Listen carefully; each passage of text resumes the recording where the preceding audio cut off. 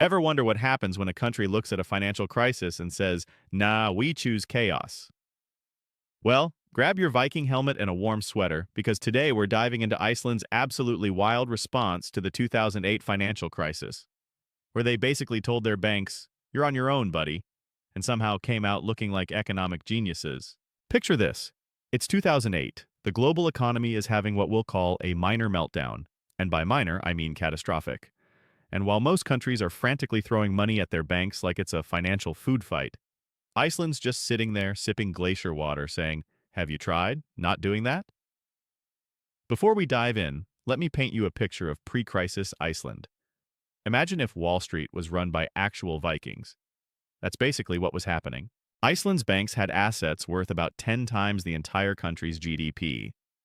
That's like having a pet elephant in a studio apartment. Technically possible, but probably not the best idea. So here's the setup. Iceland's three major banks, Kaupthing, Landsbanki, and Glitnir, names that sound like IKEA furniture but were actually responsible for billions, had gone on what we'll call a shopping spree. And by shopping spree, I mean they were buying everything that wasn't nailed down across Europe with money they didn't really have. It was like giving three overenthusiastic toddlers unlimited credit cards at a toy store. Now, when the 2008 crisis hit, these banks faced a teensy problem. They owed about $70 billion, which was roughly 6 times Iceland's GDP. For perspective, that's like owing your friend 6 years of your entire life's earnings. Not just awkward dinner territory, we're talking maybe I should move to another country and change my name territory. Here's where Iceland did something that made every other nation's jaw drop. They looked at their massive banks, looked at their massive debt, and basically said, yeah, that sounds like a you problem. Instead of bailing out the banks, they let them fail. It was the financial equivalent of telling your kid, if you break it, you bought it, except on a national scale. But here's the truly genius part.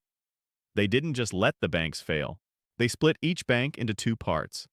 A domestic bank that would keep serving Icelandic citizens, and an international bank that would deal with all the overseas operations. And by deal with, I mean slowly collapse into a financial black hole. They also did something unprecedented. They protected their own citizens' deposits but told foreign creditors they'd have to wait in line. It was like having 2 queues at a theme park, one for locals that moved quickly, and one for everyone else that, well, is probably still waiting. The international response was about what you'd expect when you tell other countries, sorry, we're keeping our money and you can have whatever's left over. Spoiler, there wasn't much left over. The UK was so angry they actually used anti-terrorist legislation to freeze Icelandic assets. Yes, you heard that right. They basically treated Iceland's financial decision like it was a national security threat. Talk about an overreaction. It's like responding to someone not paying back $20 by calling SWAT. But here's the kicker. It worked. While other countries were still struggling with bailouts and austerity measures, Iceland's economy started recovering by 2011. They took their medicine early, dealt with the pain, and came out stronger. It's like they ripped off the economic band-aid while everyone else was slowly peeling it.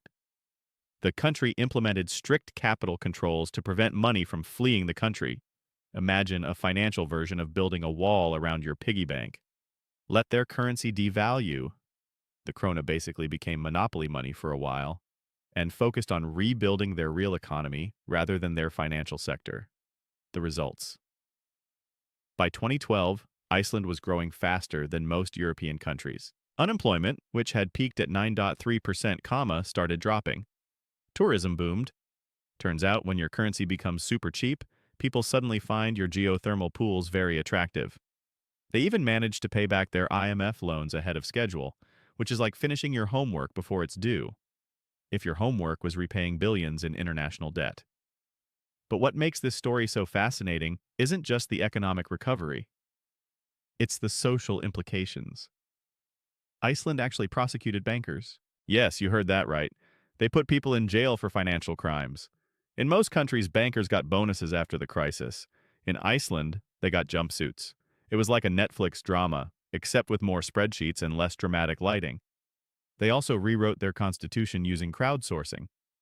Imagine if Wikipedia made your laws, but with actual oversight and less arguing about Star Wars trivia. The public was involved in major decisions about debt forgiveness and financial reforms. It was direct democracy in action.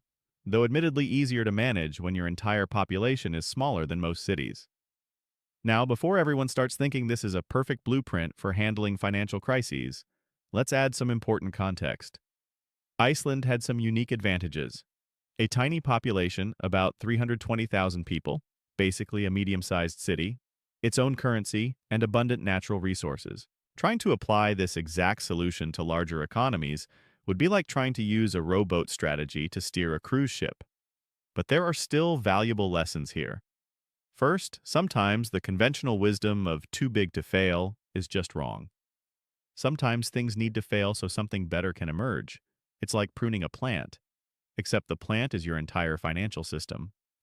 Second, protecting ordinary citizens over international investors, while controversial, can help maintain social stability during a crisis. It's like the financial version of put your own oxygen mask on first. Third, transparency and accountability matter. Iceland's approach of actually holding people responsible for the crisis helped restore public trust. Imagine that. Consequences for actions actually making people trust the system more. Looking back from our vantage point in 2025, Iceland's decision seems even more remarkable.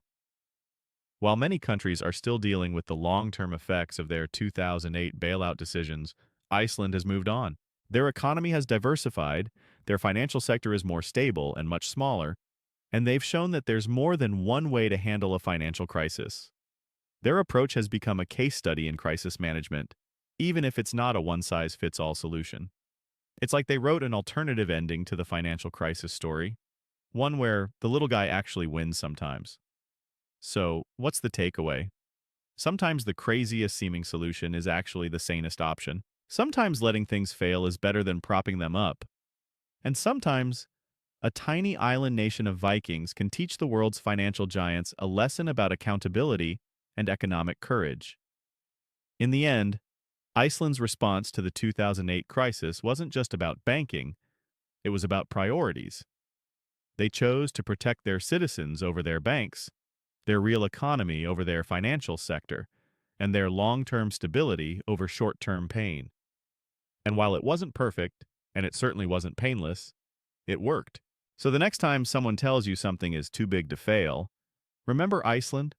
The country that proved sometimes the best way to fix a broken system is to let it break, pick up the pieces, and build something better.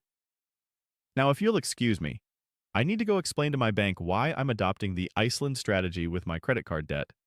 Somehow, I don't think they'll be as understanding.